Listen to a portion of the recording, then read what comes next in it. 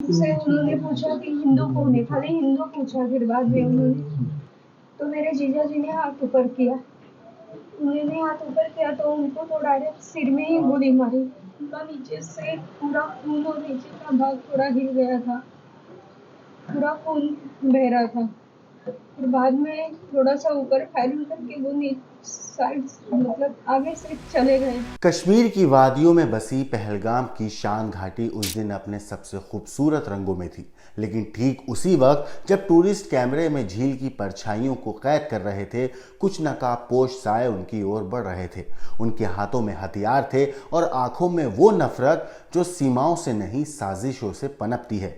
बेबस निहत्थे आम नागरिकों को जमीन पर बैठा दिया गया, उनके धर्म पूछे गए और फिर गोलियों की आवाज ने पहलगाम की वादियों में मातम घोल दिया।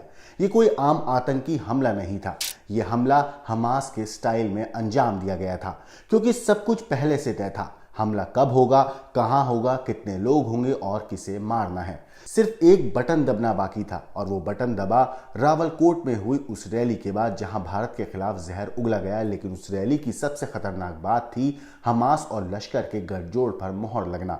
जिस तरह इजराइल में हमास के आतंकी घुसे थे और निहत्तों को मारा, उसी स्टाइल में लश्कर और टीआरएफ के आतंकियों ने पहलगाम में हिट एंड रन प्लान को अंजाम दिया।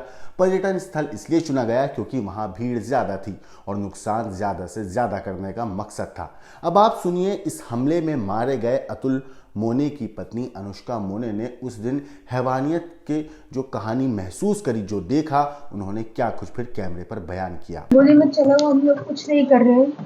तो बोले कि डायरेक्टर ने गोली मारी उनको, इधर पेट में गोली मारी।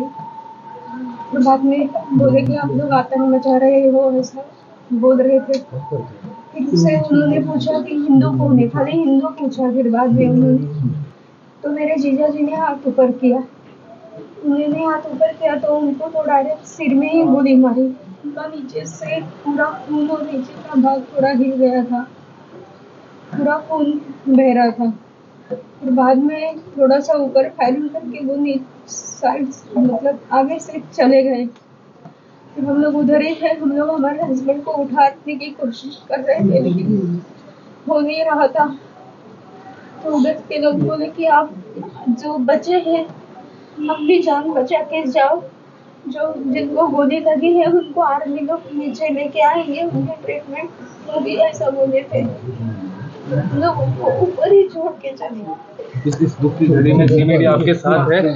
एक आखिरी सवाल कि आपने उनका चेहरा देखा, आतंकवादियों का चेहरा देखा? चेहरा नहीं देखा हमने। Please not in a position to tell anything, please. तो जिस तरह से चेहरा देखा नहीं था हमने उसका। प्लीज तो दोस्तों, इस पूरी चीज के ऊपर आपकी जो कुछ राय है, इनकी कहानी के ऊपर आपको जो कुछ कहना है, हमें कमेंट करके जरूर बताइएगा। बाकी देश और दुनिया की क्राइम की खबरों के लिए देखते रहिए क्राइम तक।